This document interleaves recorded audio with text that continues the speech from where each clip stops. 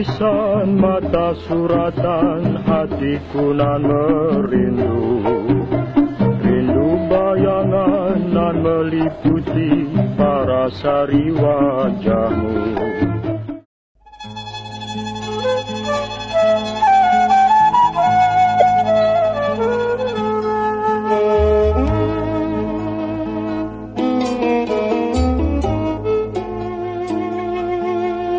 Pada kesempatan kali ini, kami mencoba mengalih wahanakan naskah Bung Besar ke dalam bentuk video storytelling dengan hanya menampilkan tokoh pribadinya dan kronologinya dalam naskah Bung Besar.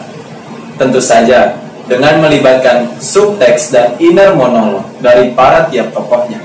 Jadi, yang dimaksud storytelling di sini adalah setiap tokoh menceritakan kembali dirinya, kronologinya dalam naskah Bung Besar.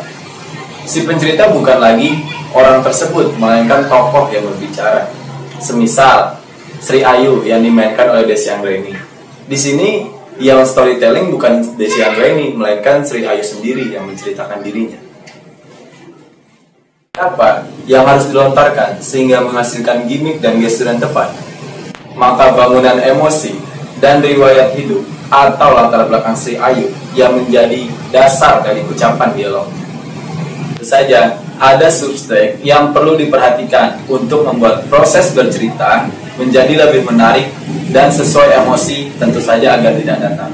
Dalam buku The Art of Acting, Seni Peran untuk Film, Teater, dan TV, Eka Desitorus mengenalkan apa yang namanya istilah inner monolog. Nah, sedangkan apa yang dimaksud inner monolog adalah pikiran-pikiran yang terletak atau hidup di alam bawah sadar kita, seperti ucapan dalam hati yang sering kita dengar atau berada dalam diri kita.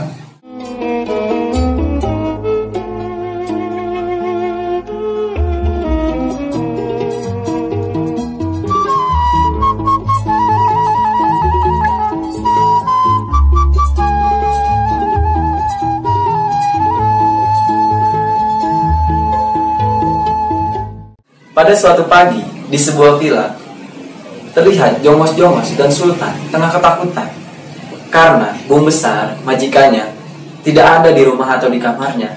Mereka semua panik. Pasalnya, ketika Bung Besar tidak diketemukan, mereka semua akan dipaksa untuk gantung diri. Lama mereka mencari di sana kemari dengan perasaan takut dan panik karena Bung Besar tak kunjung diketemukan. Namun, Jongos sempat datang membawa kabar gembira. Dia bilang, Bung Besar ada di belakang karangan rumah, sedang termangu, seperti memikirkan sesuatu. Akhirnya, setelah Bung Besar diketemukan, para jongos-jongos kembali ke belakang, ke tempat kerjanya masing-masing. Nah, Sultan, sebagai penanggung jawab, dia terlihat sangat lelah, sampai dia terduduk di kursi menteri, lalu tertidur. Lalu masuklah Bung Besar dengan perasaan yang kosong dan bingung, sampai menghiraukan kalau ada Sultan di sana yang tertidur di kursi menteri. Lama Bung Besar melihat sisi ruangan, sampai Sultan terbangun. Tingkah Sultan agak kikuk dan membingungkan, karena di depannya ada majikannya. Alih-alih Bung Besar akan marah, ternyata Bung Besar justru menjadikan Sultan sebagai teman berbicaranya. Bung Besar bercerita bahwa dia seperti diburu-buru ketakutan, seperti ada yang mengintip dan memanggil-manggilnya dari jauh, dan itu tak kasat mata. Setelah mereka berbincang-bincang, Sultan menepuk tangannya 3 kali. Masuklah jongos-jongos karena sudah waktunya Bung Besar untuk mandi. Maka Bung Besar pergi ke kamar mandi dan diiringi para jongos-jongos tersebut. Sebagian jongos-jongos ditugaskan untuk mempersiapkan tempat itu karena akan ada latihan pidato sesuai jadwal acara rumah tangga hari ini. Ya.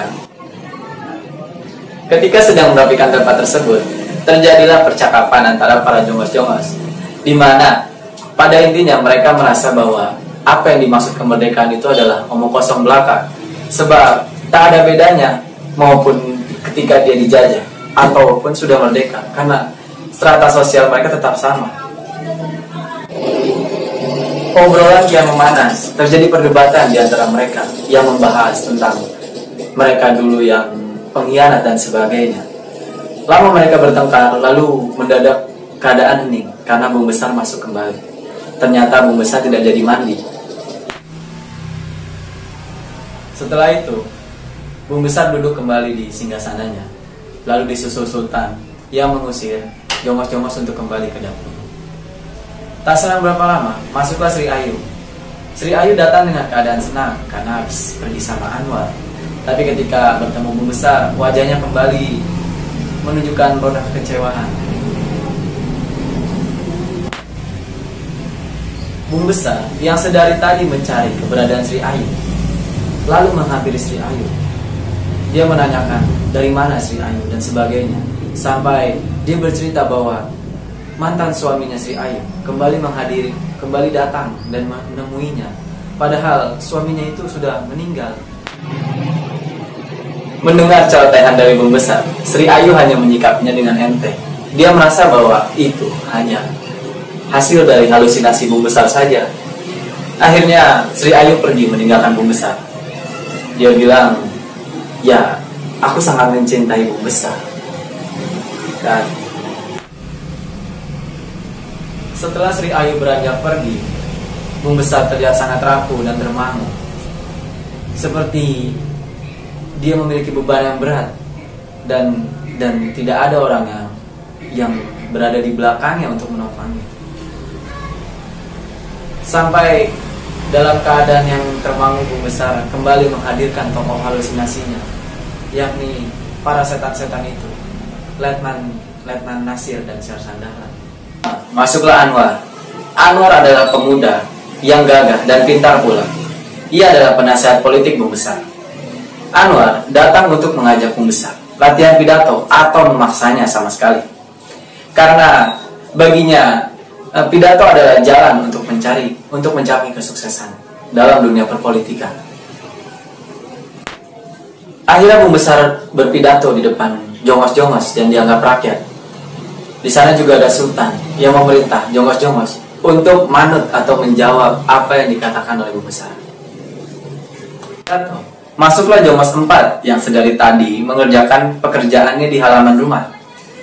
Ternyata ia datang membawa kabar bahwa ada tamu, dan tamu itu adalah tamu politik dari Tuan Anwar dan Bung Besar. Jongos pun kembali ke tempatnya masing-masing. Sementara Sultan dan Bung Besar mempersiapkan diri untuk menghadapi tamunya tersebut, di mana tamu tersebut adalah tamu elit politik yang kedatangannya untuk membicarakan dunia perpolitikan. Lama mereka berbincang, akhirnya sedikit menuai kesepakatan. Ya, hanya sedikit, karena penawaran yang diajukan Anwar dinilai sangat merugikan para tamu. Akhirnya tamu kembali dengan masih memikirkan tentang obrolan dengan Anwar tersebut. Selepas Anwar mengantarkan tamunya pergi, Anwar kembali dan mendapati Ayu sedang duduk di kursi menteri dekat singgasana Bung Besar. Wajah Sri Ayu tampak kecewa karena Sri Ayu menilai Anwar terlalu ceroboh, dan itu dianggap akan sangat merugikan usaha mereka berdua yang sedang dibangun ini. Anwar dengan ketenangannya mampu meyakinkan Sri Ayu. Terjadilah adegan-adegan yang dimana Anwar merayu Sri Ayu dan ingin memeluknya karena Anwar merasa sudah mendapati sedikit keuntungan dari kesepakatan obrolan tadi. Lama mereka beradegan bergumul mesra. Ternyata Bung Besar sudah ada di dalamnya. Bung Besar duduk di kursi tamu dan memperhatikan kemesraan mereka berdua. Bung Besar menjatuhkan letakan vas bunga yang ada di meja, sehingga membuat mereka kaget. Mereka terperanjat melihat Bung Besar yang dari tadi sudah memperhatikan mereka berdua. Dengan keadaan marah, Bung Besar mengusir mereka. Walaupun marahnya Bung Besar hanya sekedar diucapkan, karena Bung Besar sangat-sangat bergantung pada mereka berdua. Pada Sri Ayu, Bung Besar sangat cinta padanya. Dan pada Anwar, Bung Besar bukan apa-apa jika tak ada Anwar di belakangnya dalam dunia perpolitikan. Sri Ayu dan Sultan meninggalkan Bung Besar. Bung Besar hanya terduduk termangu di kursi singgasananya. sampai dia melahirkan tokoh halusinasinya lagi, yakni kedua setan tersebut, Sersan Mayor Dahlan dan Letnan Nasir. Kehadiran dua tokoh tersebut menuntut kepada Bung Besar, karena Bung Besar dianggap telah berjanji akan hidup semati dalam medan perjuangan, tapi ternyata Bung Besar mengkhianatinya. Bahkan Bung Besar menembak Letnan Nasir tersebut, dan suara letusannya lah yang membuat persembunyian mereka ketahuan. Akhirnya hanya Bung Besar yang selamat. Ketika bertemu dua rekan seperjuangannya itu, Bung Besar pikir kedua tokoh tersebut akan menuntut dan membunuhnya. Tapi ternyata kedatangan dua tokoh tersebut adalah ingin membantu Bung Besar untuk menyingkap tabir atau membuka kedok rahasia dari Sri Ayu dan si Anwar. Lama mereka berbincang hingga Letnan Nasir mengatakan bahwa Bung Besar posisinya hanya sebagai boneka. Iya, dia hanya dijadikan boneka oleh Anwar dan Sri Ayu untuk meraih kesuksesan dalam dunia politik. Dan Letnan Nasir juga berkata bahwa cinta Sri Ayu bukan lagi milik Bung Besar, dan Bung Besar harus bisa atau menerima dan merelakan segala apa yang dia miliki. Bung Besar hanya tertunduk dan pasrah menerima keadaan tersebut. Ketika dalam keadaan kalah, Bung Besar justru diganggu oleh suara riuh di luar rumahnya. Ternyata itu adalah suara dari Korps Polisi Militer yang ditugaskan untuk menangkap Bung Besar. Bung Besar semakin tidak terperdaya di sana. Keadaannya semakin jatuh. Sudah ditinggal istrinya dan dikhianati oleh penasihatnya, dan dia kini harus bertanggung jawab dan siap diadili. Akhirnya Bung Besar hanya bisa pasrah dan dibawa. Namun yang menarik, ketika Bung Besar ingin beranjak pergi, seorang tokoh CPM 4 dan CPM 5 mengatakan bahwa penasehat dan istrinya tersebut telah mati bunuh diri. Menyikapi penasihat dan istrinya mati di kamarnya, mati bunuh diri di kamarnya, Bung Besar hanya diam saja. Dia bilang bahwa itu pantas untuk mereka berdua, dan Bung Besar pasrah dan siap diadili.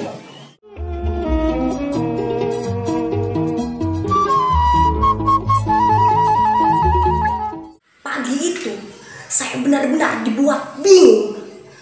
Saya pun mencari Bung Besar, dibantu oleh jongos-jongos yang tidak becus itu. Dengan kewenangan saya pun menyuruh jongos-jongos yang ada di villa ini untuk mencari Bung Besar.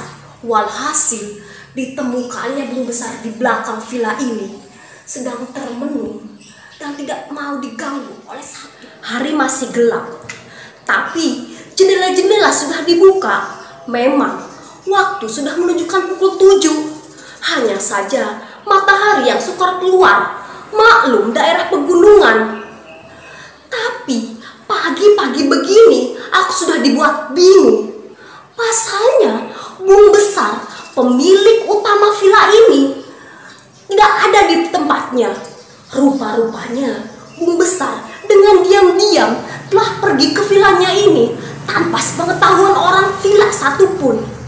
Dan aku, Sultan, sebagai kepala dapur dan urusan rumah tangga, akan yang paling bertanggung jawab atas keberadaan Bung Besar.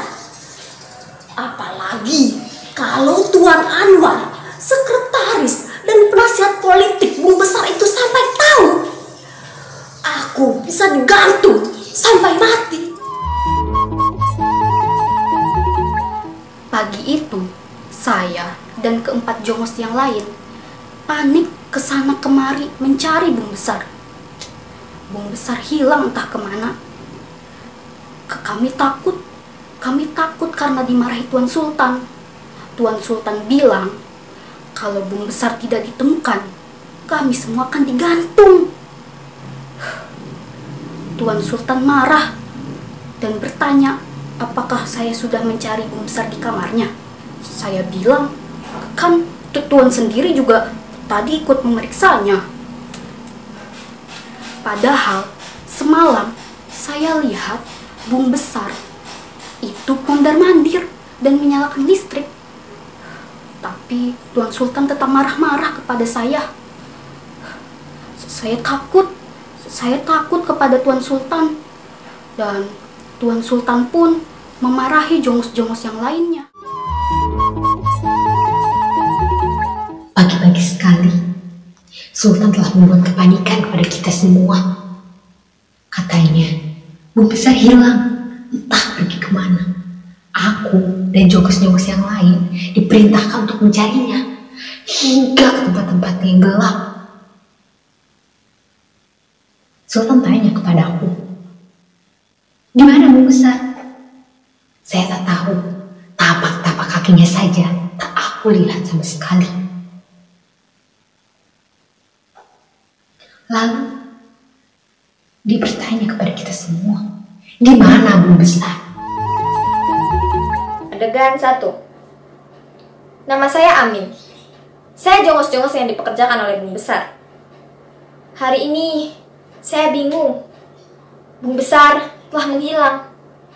Padahal, saya sudah cari di mana-mana, tapi tak saya temukan.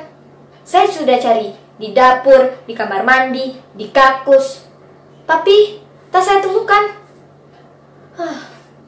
Pergi kemana tuanku itu? Jika tuanku tak diketemukan, kami semua kena masalah. Kami bisa-bisa kena ocehan Tuan Sultan.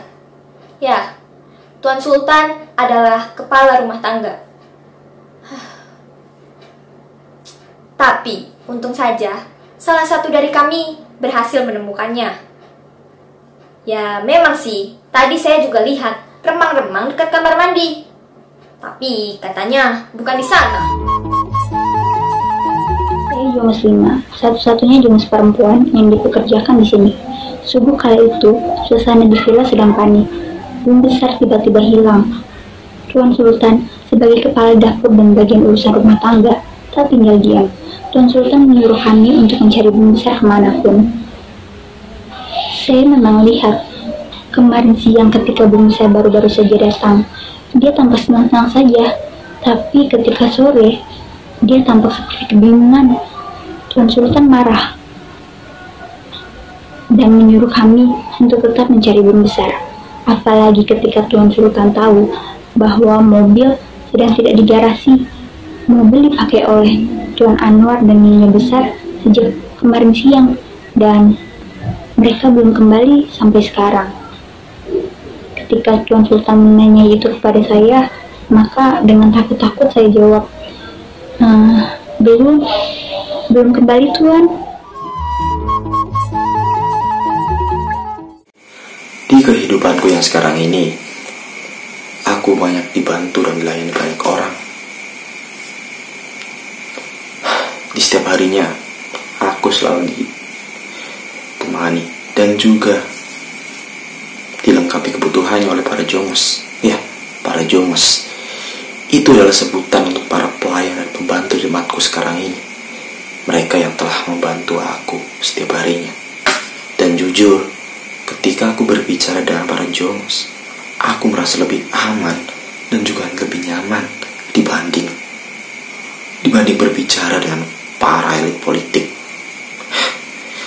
yang banyak perkataannya membuat aku muak, yang membuat aku tak peduli.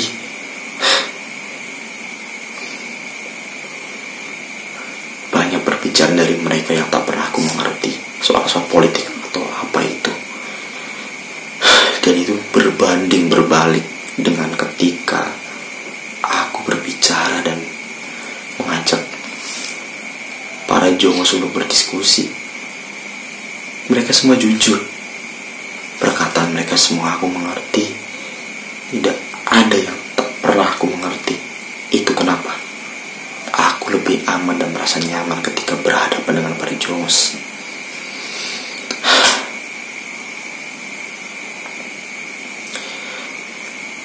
Dan belakangan ini,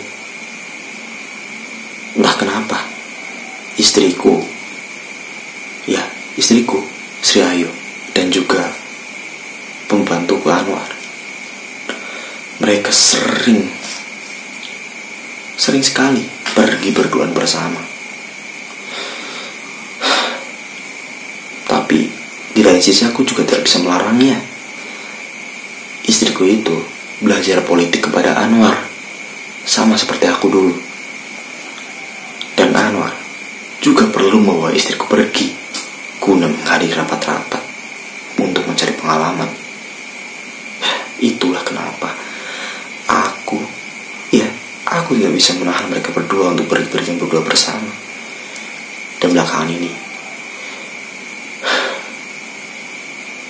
aku mulai curiga ada yang tidak beres dari mereka berdua. Hari ini saja mereka berdua belum pulang. Padahal di sini aku merasa kesepian tidak ada dia.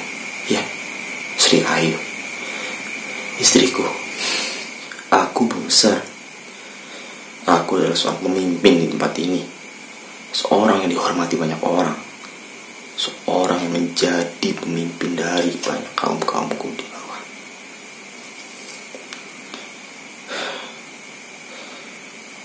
Aku punya segalanya. Aku punya harta. Aku punya kesenangan. Aku punya banyak uang. Tapi satu,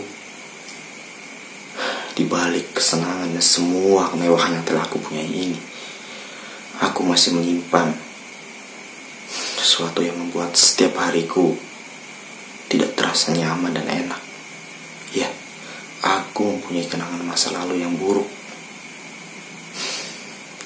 Sebelum berada di posisi yang seperti sekarang, aku dulu itu adalah seorang prajurit, hanya seorang tentara pada masa revolusi.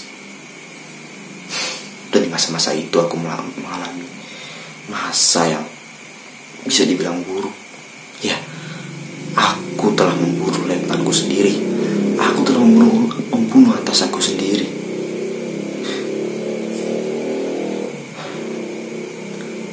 Oleh sebab itu, hari-hariku sekarang tidak bisa tenang. Ketika aku sendiri, bayang-bayang itu muncul, bayang-bayang masa lalu itu muncul.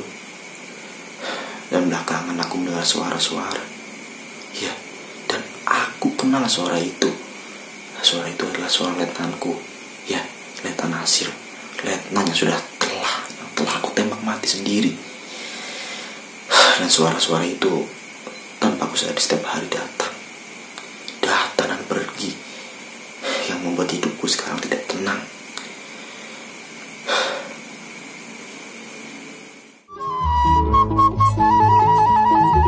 Setelah mondar-mandir dan mencari-cari bung besar, membuat saya lelah dan ngantuk, hingga saya pun tertidur di tempat duduk bung besar.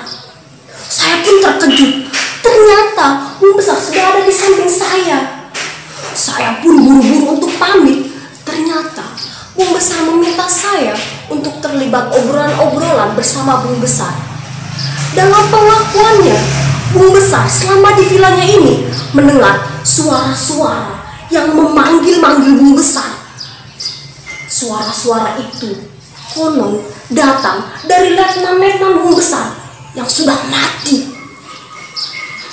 Namun saya pun bingung harus berkata apa, sebab saya tidak mendengar apa-apa. Daripada bung besar mengada-ada yang bukan-bukan, saya pun meminta bung besar untuk segera mandi, sebab bung besar harus berlatih pidato. Pak Anwar pun sudah datang dari perginya. Saya dan para jongo sedang bersih-bersih. Saya pun mengungkapkan pendapat saya. Saya heran sama tuan-tuan zaman sekarang. Habis nih ya, ada yang minta dipanggil tuan, ada yang minta dipanggil pak, ada lagi yang minta dipanggil bung. Memang sih, kami tinggal panggil saja sesuai keinginan mereka. Tapi kan kerja sama tuan yang dulu sama tuan yang sekarang ya beda. Si Amin nyeletuk, katanya kalau jadi jongos ya sudah jongos, kan? Biar jadi jongos. Kalau sama bangsa sendiri sih lain. Sekarang kita sudah merdeka. Tapi mereka, si jongos-jongos itu tidak setuju dengan pendapat saya. Saya marah.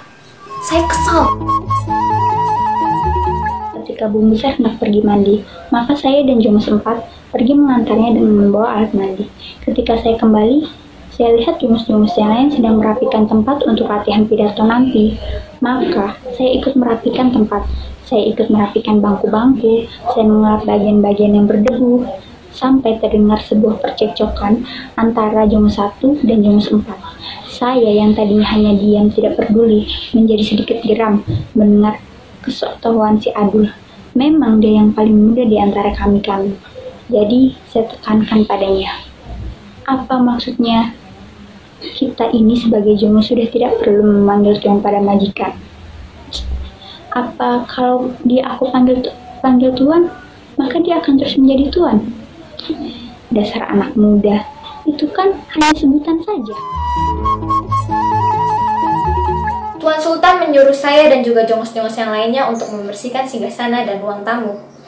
Di sela-sela kami membereskan, tiba-tiba Dul bertanya, enakan kerja sama siapa? Tuan yang dulu atau tuan yang sekarang? Menurut saya, sama saja. Ya, selama kita jadi jongos, mau kerja sama orang kek, mau sama hantu kek, ya tetap aja jadi jongos.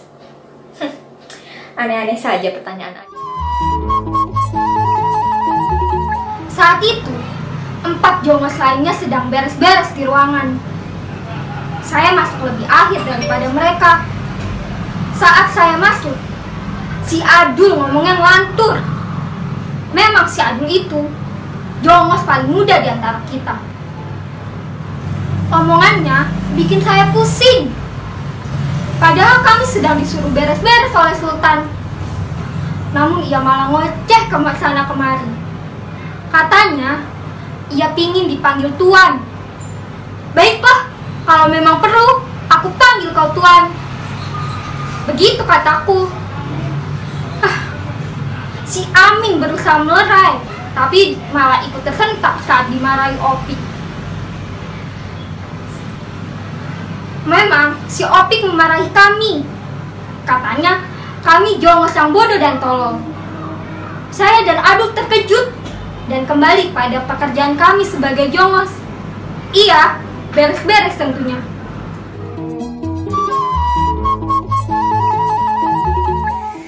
Iya, pada suatu ketika hari itu aku sedang duduk enak di tempat singgasana aku. Ya, duduk nyaman. Pada sampai akhirnya lagi dan lagi suara berbisik itu, suara-suara dari jauh itu terdengar dari telingaku.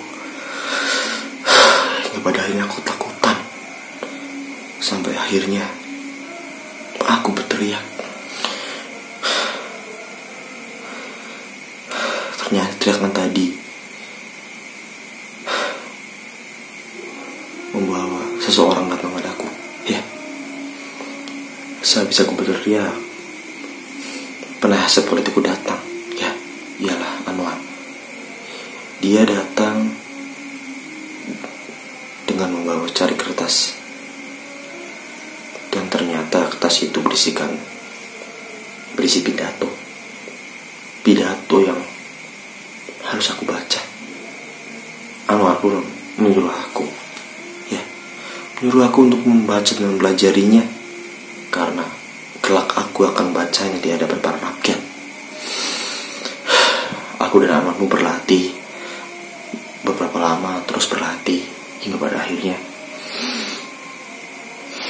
aku sedikit merasa emosi dan sedikit merasa kecewa, karena bertahun-tahun aku selalu berpidato, tapi apa yang aku lontarkan, apa yang aku katakan itu bukan perkataanku sendiri. Itu yang membuat aku muak. Oleh karena itu, aku ingin sudahi saja semua ini. Kenapa? Anwar saja yang menjadi pemimpin. Kenapa tidak Anwar saja yang menjadi pemimpin? Kenapa harus aku?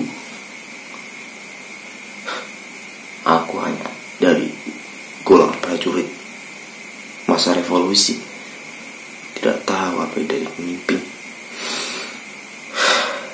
Tapi Anwar tetap kokoh dan kekeh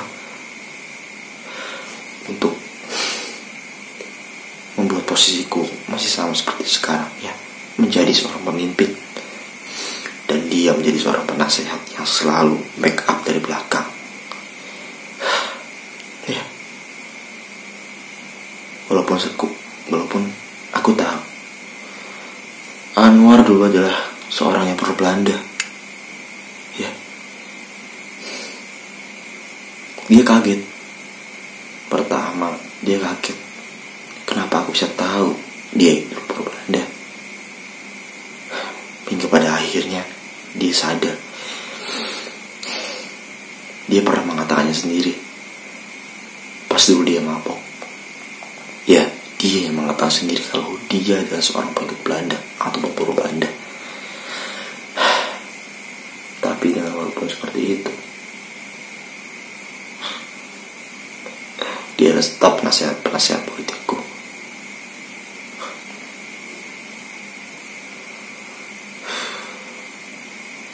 Lalu dia mengatakan, Anwar mengatakan pada aku, dia menganggap bahwa aku juga pengkhianat karena aku telah membunuh bekas suami istriku sendiri, ya, yaitu letnan-gue sendiri. Entahlah, kami berdua masing-masing mempunyai rahasia, dan kita berdua saling jaga, saling tahu entah ke depan seperti apa.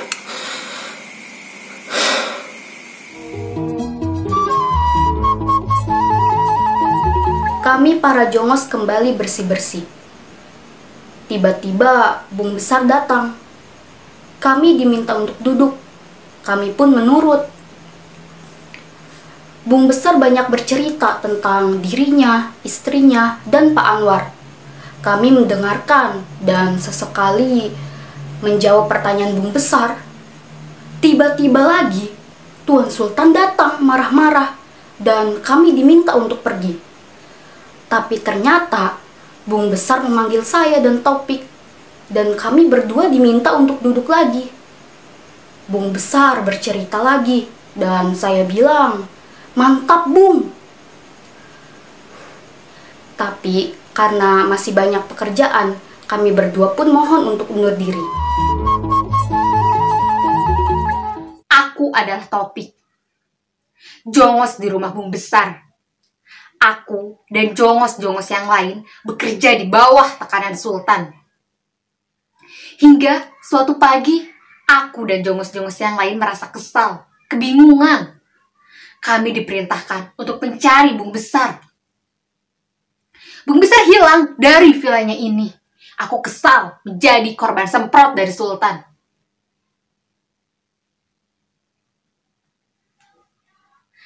Lalu kami diperintahkan untuk membersihkan villa ini. Aku dan jongos-jongos yang lain membersihkannya.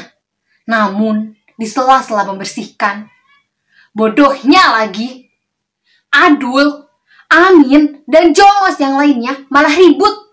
Berisik! Dasar bocah kampung gak guna! Bukannya kerja, malah ribut mulu. Kerja! Kerja! Kerja yang benar! Kubentak saja mereka seperti itu. Ketika mereka telah bekerja kembali, tiba-tiba ada kaki yang menginjak-injak hasil pelanku. Kurang ajar! Memang di sini kurang ajar semua.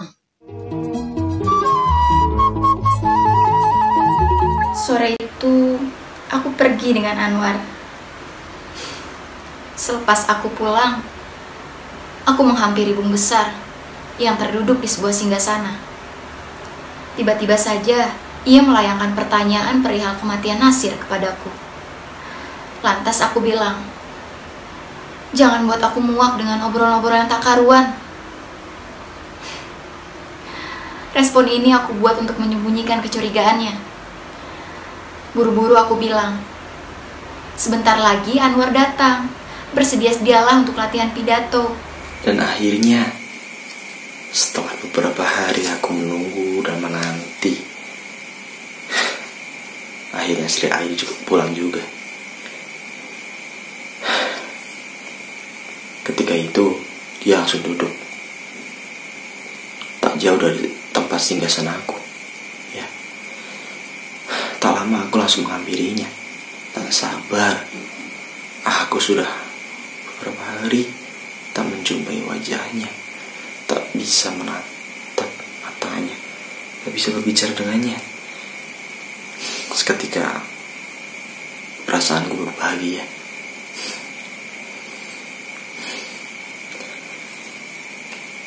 Tapi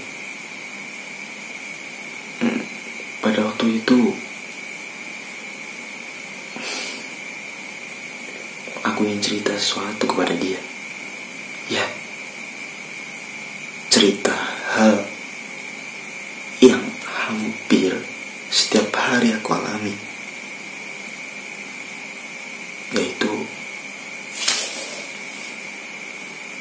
yaitu bayangan dari masa lalu, bayangan dari suami si yang sebelumnya. Ya, yang tak lain dan tak bukan, itu adalah bekas letnanku sendiri yang dulu aku tembak mati. Kali itu yang aku coba sampaikan lagi dan lagi ke Sri. Seketika suasana langsung berubah. Sri berdiri dan melontarkan kata-kata yang seakan-akan sudah muak dengan perkataanku ini. Sri anggap yang aku katakan hanya bualan, yang aku katakan hanya halusinasi saja.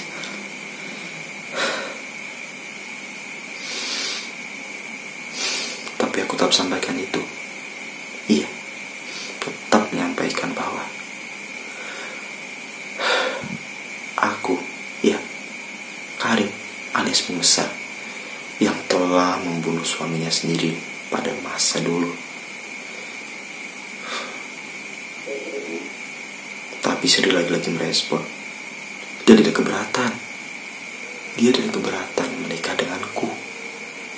Walaupun suaminya dulu sudah mati di tanganku sendiri, ya, di tangan suaminya sekarang.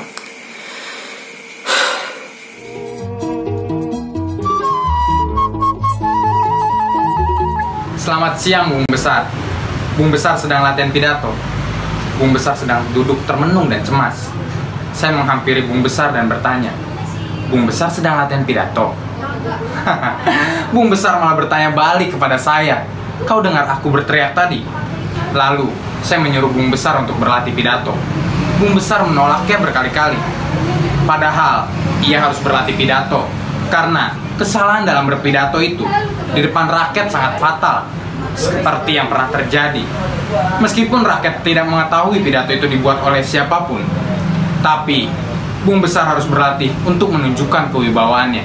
Setelah saya beri nasihat, akhirnya Bung Besar mau untuk berlatih pidato. Saya memanggil Sultan lalu memerintahkannya untuk mengumpulkan jongos-jongos, menjadi pendengar atau berpura-pura sebagai masyarakat dalam mendengarkan Bung Besar pidato. Ketika saya sedang mendengarkan Bung Besar pidato, tiba-tiba seorang jongos datang menghampiri saya dan memberitahu bahwa ada tamu. Pada suatu ketika aku ingin masuk ke ruanganku, aku melihat dengan mata kepalaku sendiri, ya, istriku dan juga Anwar. Mereka sedang berduaan, bermesraan. Ya, aku tidak kaget. Tapi ketika itu, semua kecurigaanku, semua sangkaanku ternyata benar. Selama ini aku telah dibohongi oleh mereka berdua. Sontak ketika itu, puncak emosi kemarahanku berada. Aku membentak mereka berdua, ya, membentak dengan keras dan langsung menyuruh ruangan yang ketika itu aku duduki. Seketika itu, keadaanku tidak bisa aku kendalikan.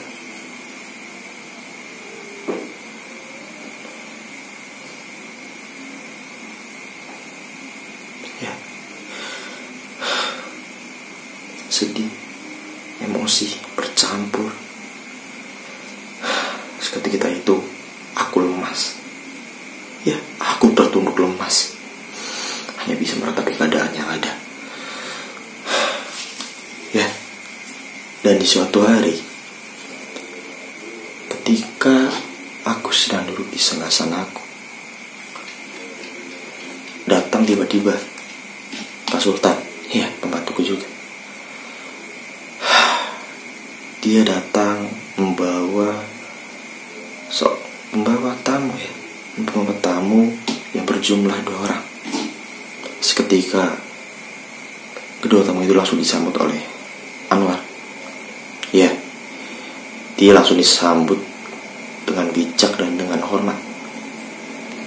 Tak lama setelah itu, aku pun tanya kepada Anwar, mereka itu siapa? Tamu untuk apa sebenarnya ini, Anwar? Tapi Anwar dengan gaya yang biasanya menjawab, tidak usah. Ya, sontak aku langsung bertanya, aku ingin tahu dan aku akan mengancam. Aku sempat mengancam dia. Kalau tidak, kau beritahu pada aku. Aku tidak akan pernah menuruti lagi perintahmu. Anwar pun tak bisa menolak. Dia pun menjelaskan, dia adalah seorang urusan politik dari partai lain yang ingin menjalin kerjasama. Dan aku langsung bertanya pada Anwar, terus apa hubungannya dengan partai kita? Apakah aku harus masuk ke partainya? Anwar pun menjawab, ya, katanya perbincangan itu akan didiskusikan lagi setelah pertemuan ini. Oke, baiklah. Karena memang dari dulu Anwar sudah saya percaya, sudah menjadi orang yang sangat dekat dengan saya. Saya anggap itu adalah hal yang biasa.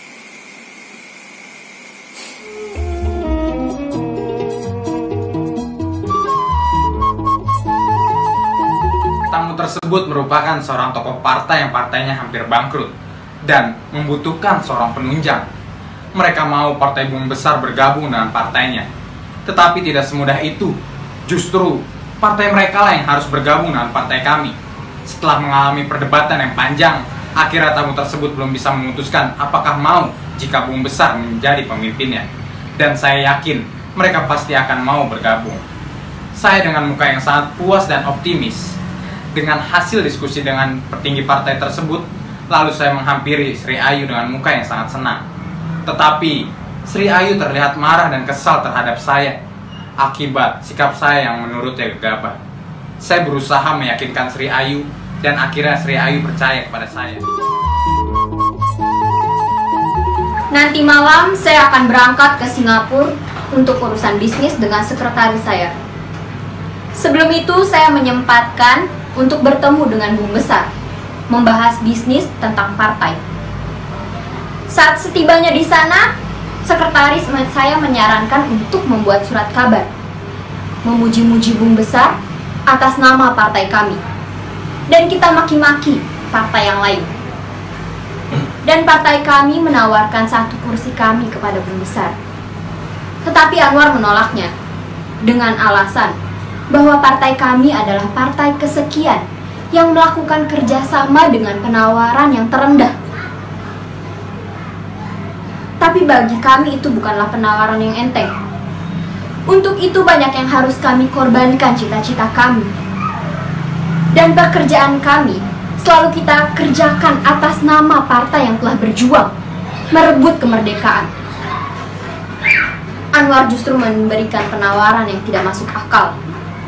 Ia meminta untuk membubarkan partai kami, memfusikannya dengan partai Bung Besar. Semakin menyusahkan saja. Oke, kalau begitu, saya akan kembali untuk membicarakan dengan anggota kami lainnya.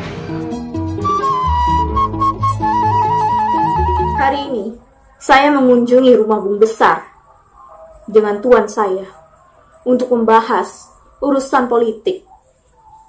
Namun, yang kami temui adalah Tuan Anwar, penasihatnya. Anwar sangat licin dalam perpolitikan.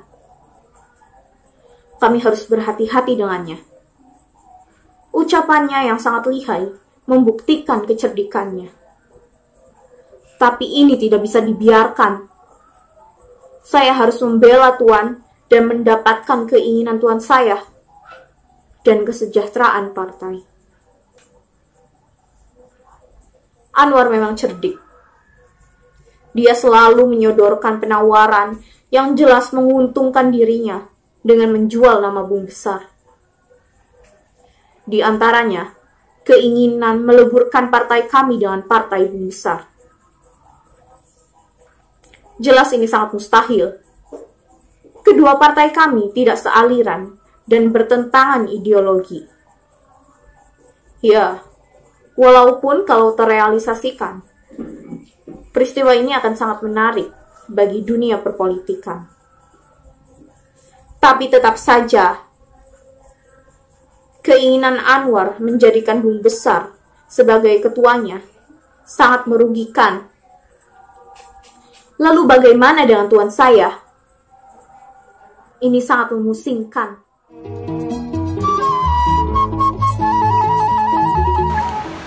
Sempat aku menghampiri Anwar. Ia sedang melakukan perundingan politik bersama tamu Bung Besar. Mendengar percakapannya, ia begitu ceroboh. Ia begitu tergesa-gesa. Bisa-bisa, ia tidak bisa menepati janjinya untuk menikahiku. Tapi entahlah, aku terlalu mencintainya. Aku selalu kagum dibuatnya. Aku mencintainya lebih dari suamiku yang tua bangka itu. Saya dengan muka yang sangat puas dan optimis dengan hasil diskusi petinggi partai tersebut, lalu saya menghampiri Sri Ayu dengan muka yang sangat senang. Tetapi, Sri Ayu terlihat marah dan kesal terhadap saya akibat sikap saya menurutnya gegabah. Saya berusaha meyakini Sri Ayu, dan akhirnya Sri Ayu percaya kepada saya. Ketika kita terbuai dengan perasaan dan hampir terjadi percumbuan di singgasana, seketika Bung Besar datang dan marah. Ia memergoki kami sampai membuat kami kikuk. Meskipun sebenarnya Bung Besar sudah mengetahui sejak awal perselingkuhan kami. Ketika aku tertunduk lesu tersebut, tiba-tiba dari sisi berlawanan datang dua sosok yang membuat aku takut dan gelisah. Ya, dua sosok itu adalah seorang letnan dan juga seorang mayor yang dulu telah mati. Ya, ialah Letnan Nasir dan juga Sersan Mayor Dahlan. Mereka berdua datang dengan wujud yang bukan manusia. Siapa yang tak takut ketika berada di situasi tersebut? Aku pun merasa ketakutan di awal-awal pertemuan aku dengan mereka berdua. Tapi seiringnya berjalan waktu, mereka berbicara dan menjelaskan maksud dan tujuan mereka datang dan tampil di depanku sekarang.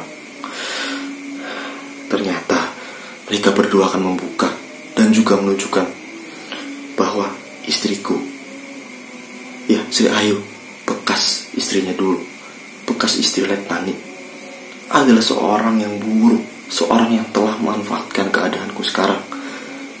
Dan mereka bersama Anwar, ya Sri Ayu bersekongkol dengan Anwar untuk membuat aku terjatuh. Sontak aku merasa kaget dan juga merasa bersedih. Ternyata selama ini dugaanku benar. Sri dan Anwar mempunyai rencana yang buruk, rencana yang biadab. Tak lama berselang, Sri Ayu pun datang. Lalu pun dia kaget, tercengang melihat mantan suaminya yang sudah mati, Letnan Nasir, datang di sampingku sekarang ini. Dia pun berbicara tidak panjang. Dia pun lalu pergi lagi. Ya, tak lama berselang, lagi-lagi keributan datang dari luar yang mencoba datang dan masuk ke dalam singgasanaku. Ternyata bising-bising itu terdengar dari para petugas kepolisian. Ya, petugas kepolisian yang ingin menangkap aku selaku pemimpin di tempatku ini. Aku pun bingung dan takut. Apa yang harus aku perbuat? Aku pun bertanya kepada para arwah dari sosok yang sudah mati. Tapi ya, setelah melihat perselingkuhan antara Anwar dan Sri Ayu, Bung Besar duduk termangu-mangu di singgasananya. Suaranya redup, hatinya degup, dan seketika menyadari kehadiran 5 orang tentara yang berdiri di hadapannya, para tentara revolusi dulu. Bung Besar ketakutan dan tertekan sesaat setelah mengetahui bahwa yang ia temui adalah aku, Letnan Nasir, dan juga Sersan Dahlan. Saya mencoba untuk menenangkannya agar ia menyadari mengapa dulu ia kabur dan menembak aku. Padahal ia sudah berjanji akan bertahan sampai mati. Saya merasa tak habis pikir bahwasanya Bung Besar adalah seorang ajudan yang telah saya percayai. Ia mengkhianati dan selalu merugikan rakyat. Akan tetapi ia tak mengakui dan berkata bahwa ia tidak tahu apa-apa akan hal itu. Saya terus menjelaskan bahwa ia telah merugikan rakyat dan dijadikan boneka oleh Anwar si Keparat. Melalui partai politik yang ditungganginya, Anwar dan Sri Ayulah dalam dibalik pemerasan ini. Seiring perdebatan di antara kami, akhirnya Bung Besar tersadar dan merasa tak enak kepada saya juga kepada kawan-kawan tentaranya dulu. Ia terus-menerus meminta maaf, tapi saya bilang untuk tetap tenang dan tetap melanjutkan perjuangan kami. Adegan 12. Dalam keadaan bersalah, Bung Besar mencoba untuk menenangkan diri. Saya Sersan Dahlan bersama Letnan Nasir yang merupakan kawan seperjuangan Bung Besar saat berperang melawan Belanda. Kami mendatangi Bung Besar. Bung Besar terkejut melihat kehadiran kami. Mimik wajahnya menggambarkan betapa paniknya ia didatangi kami. Maksud kedatangan kami tentu untuk menyadarkan Bung Besar bahwasanya selama ini ia dimanfaatkan oleh Anwar. Kami ingin memberitahukan apa yang sebenarnya terjadi selama ini, apa yang sudah Bung Besar lakukan terhadap rakyat. Namun saya terbawa emosi karena Bung Besar seolah tidak menerima kehadiran kami. Ia merasa apa yang dia lakukan pada saat perang melawan Belanda sudah benar. Padahal oleh karena perbuatannya lah kami tewas di tangan Belanda. Ia menembak Letnan Nasir, mengorbankan teman seperjuangannya supaya ia dapat melarikan diri dari Belanda. Hei, partai apa yang kau masuki itu? Dengan bangganya, Bung Besar berkata bahwa ia berhasil memasuki partai. Padahal, ia tidak tahu partai apa yang ia masuki itu. Akhirnya, Bung Besar duduk termenung setelah saya dan Letnan Nasir berkata apa yang sebenarnya terjadi pada rakyat. Kedok belum terbuka, pasti datang saatnya. Pada akhirnya, Bung Besar menerima apa yang kami sampaikan. Ia mau menolong kami untuk meneruskan perjuangan kami untuk membela rakyat. Saya, Korps Polisi Militer 4. Saya ditugaskan bersama dengan kawan CPM lainnya untuk melakukan penggerebekan ke rumah Bung Besar. Saya dan CPM 5 ditugaskan untuk memeriksa seluruh sudut ruangan rumah Bung Besar. Lalu saya dan CPM 5 mendapati istri dan penasihat Bung Besar telah mati bunuh diri di kamarnya. Setelah itu, saya dan CPM 5 bergegas menuju ruang utama untuk menangkap Bung Besar bersama CPM lainnya. Di sana, kami mendapati Bung Besar yang terlihat seperti kebingungan, ketakutan, dan berbicara sendiri seperti orang yang tidak waras. Lalu saya menanyakan kepada Bung Besar, apakah ia ingin melihat kondisi istri dan penasihatnya dulu sebelum kami tangkap. Tetapi Bung Besar menjawab tidak, dan dia tetap terlihat seperti orang aneh sampai kami menangkapnya. Saya, Korps Polisi Militer 3. Saya juga diutus bersama kawan-kawan untuk menyergap rumah Bung Besar. Ketika melakukan penggerebekan, saya bersama CPM 1 dan CPM 2 memeriksa sudut-sudut ruangan. Ternyata, saya mendapati istri dan penasihat Bung Besar telah mati bunuh diri. Setelah memeriksa, saya bersama CPM 1 dan CPM 2 bergabung bersama teman-teman di ruang tengah untuk menangkap Bung Besar. Bung Besar terlihat sangat ketakutan dan saya melihat ia seperti orang gila. Dia selalu menyangkal bahwa dirinya tidak tahu apa-apa dan penasehatnya itulah yang berbuat semuanya. Tetapi kami tetap peduli dan kami tetap harus menangkap Bung Besar.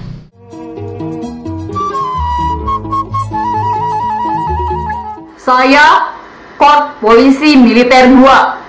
Saya bersama rekan CPM yang lain mendapat perintah untuk menggerebek dan menangkap Bung Besar.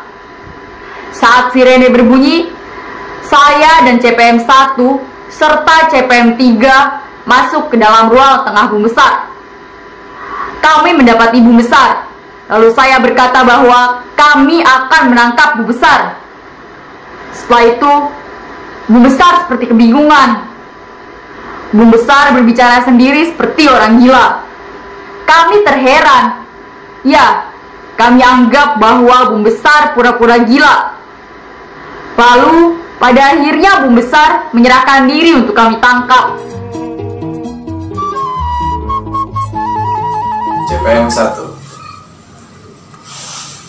Kami akan menangkap Bapak. Saya, Korps Polisi Militer 1. Saya ditugaskan bersama rekan-rekan untuk menangkap Bung Besar dengan seragam lengkap dan senjata kesayangan saya ini. Saya tak akan segan-segan memberadakan Bung Besar. Ya.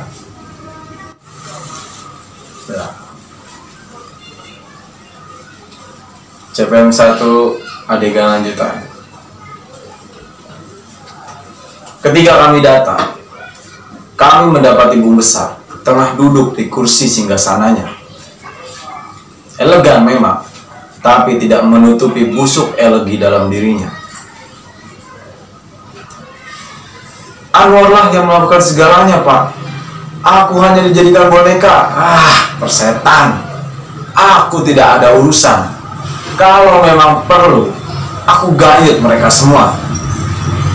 Tapi saya, penasehatnya itu, sudah mati bunuh diri di kamarnya.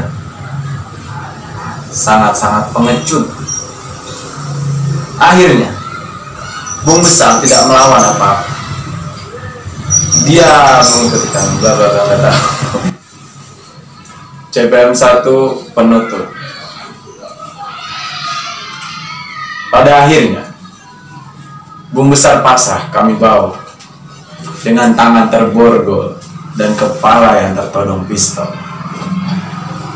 Kami membawa untuk mengadilinya.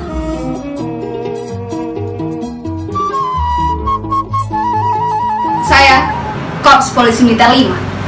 Saya juga diutus bersama kawan-kawan untuk menyergap rumah Bung Besar. Ketika melakukan penggerebekan, saya dan CPM 4 memeriksa sudut-sudut ruangan. Ternyata, saya mendapati istri dan penasihat Bung Besar telah bunuh diri. Setelah memeriksa, saya dan CPM 4 bergabung dengan teman-teman di ruang tengah untuk menangkap Bung Besar. Bung Besar terlihat ketakutan, tapi kami tetap harus menangkapnya.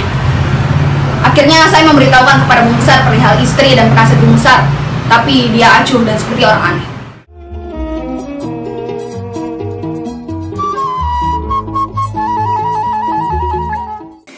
Kenyataannya,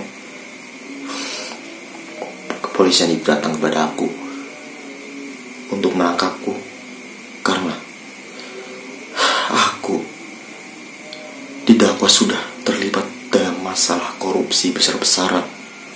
Padahal aku sungguh tak mengetahuinya. Semuanya yang berbuat itu Anwar, tapi mengatasnamakan diriku.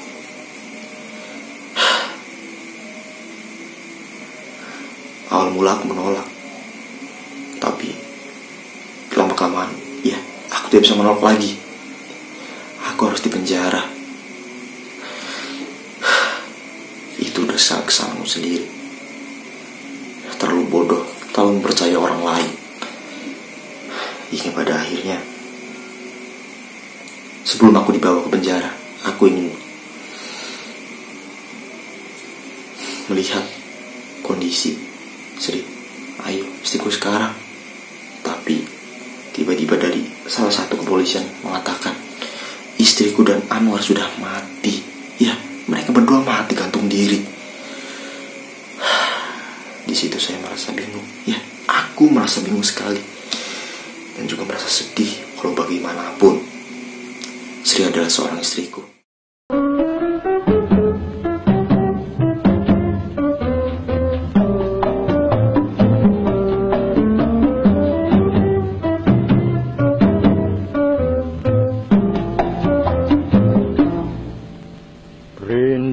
Lukisan mata suratan hatiku nan merindu, rindu bayangan nan meliputi parasari wajahmu.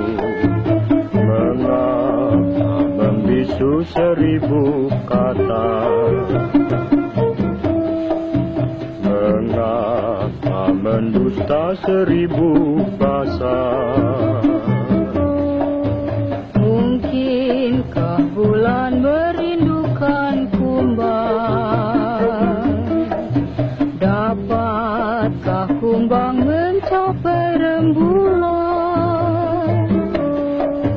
Rindu katakan rindu, usah kau malu karena asmara. Risau engkau risau de aku pun maklum maksud tak sampai. Rindu hatimu, aku pun demikian.